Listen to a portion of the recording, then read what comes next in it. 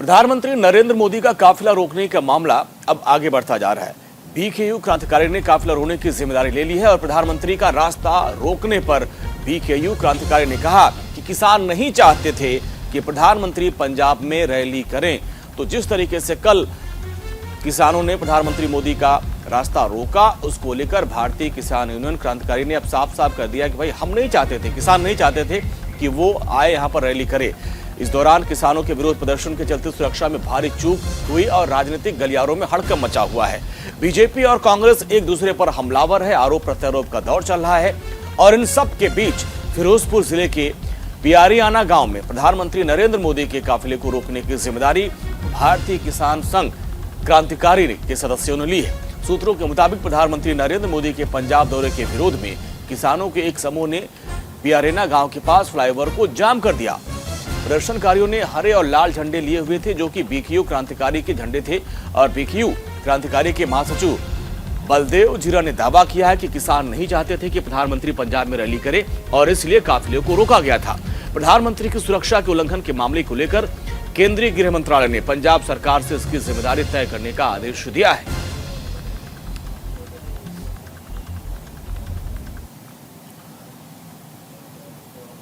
तो प्रधानमंत्री की सुरक्षा में हुई चूक पर कई सवाल उठ रहे हैं। बीजेपी पंजाब की कांग्रेस सरकार पर हमलावर है, तो गृह मंत्रालय भी पंजाब सरकार से जवाब मांग रही है। और इन सब के बीच बड़ा सवाल ये उठता है कि प्रधानमंत्री मोदी की सुरक्षा में चूक का कसूरवार कौन है? पंजाब के मुख्यमंत्री चन्नी ने पीएम का फोन क्यों नहीं उठाया? क्या देश के प्रधानमंत्री की सुरक्षा पर अब सियासत तेज हो गई है? देखिए हमारी इस खास रिपोर्ट को।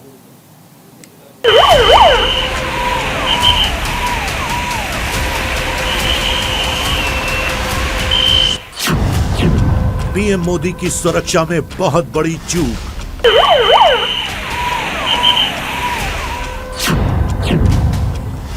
रास्ते में आए किसान प्रदर्शनकारी। किसानी मंगा पूरियां करवा के रहेंगे। फ्लाईओवर पर फंसे प्रधानमंत्री।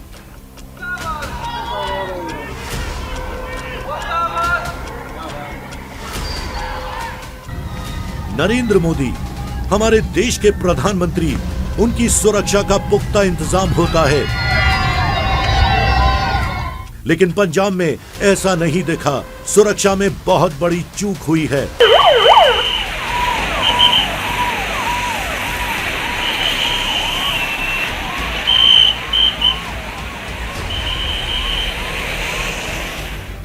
पीएम मोदी का काफिला 15 से 20 मिनट तक एक फ्लाईओवर पर फंसा रहा।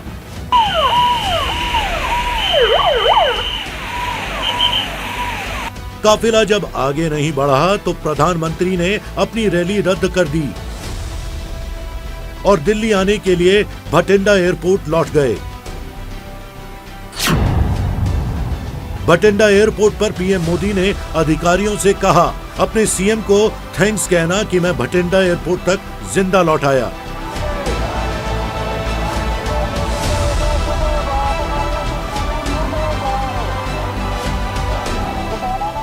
प्रधानमंत्री के काफिले को रोकने को लेकर केंद्रीय गृह मंत्रालय ने सख्त रुख अख्तियार किया है।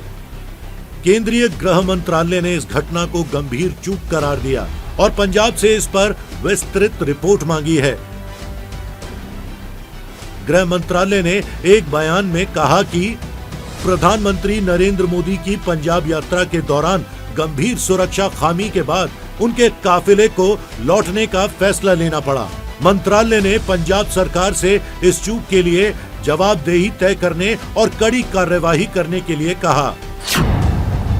गृह मंत्रालय ने आगे कहा कि पीएम के ट्रैवल प्लान के बारे में पंजाब को पहले ही बता दिया गया था। इसको लेकर पंजाब को सही तैयारी, व्यवस्था और सुरक्षा के कड़े इंतजाम करने थे और इमरजेंसी को ध्यान में रखकर भी तैयारी करनी थी। इमरजेंसी प्लान को ध्यान में रखकर पंजाब सरकार को सड़क मार्ग पर भी अतिरिक्त पुलिस लगानी थी, जो कि नहीं किया गया। वहीं इस पर बीजेपी ने पंजाब सरकार पर करारा हमला बोला है। बीजेपी ने कहा कि पीएम की जान को जोखिम में डाला गया। मुख्यमंत्री कौन है पंजाब का? उनको मालूम नहीं था कि पंजाब पुलिस ने किस प्रकार का आश्वासन दिया है, क्या सिक्योरिटी प्रोटोकॉल है? उनको मालूम नहीं था कि उनको और उनके ऑफिस को संपर्क करने का प्रयास कर रही थी सिक्योरिटी डिटेल? उनको मालूम नहीं था, लेकिन उन लोगों को मालूम था जिनको प्लांट किया गया फ्लाईओवर के ऊपर। मुख्यमंत्री को मालूम नहीं। किस बात का उत्सव है उनका? किस बात का जोश है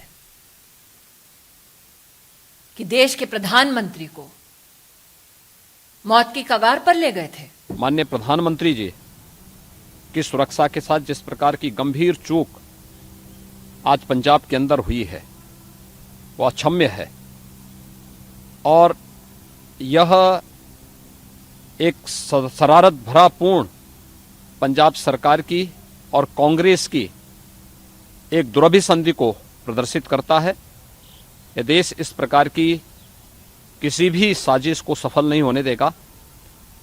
कांग्रेस को और पंजाब सरकार को देश की जनता से माफी मांगनी चाहिए। सिक्योरिटी ब्रीच हुआ, बहुत बड़ी सेंध लगी, ये कोई अचानक नहीं हुआ। मैं बार बार कहता रहा और मैं फिर आज कहने जा रहा हूं, कांग्रेस एक डिजाइन्ड कॉन्स्पिरेसी के तरीके से, एक डिजाइन मॉडल के तरीके से हमें पूरी दुनिया में बदनाम करती आई और करना चाहती है।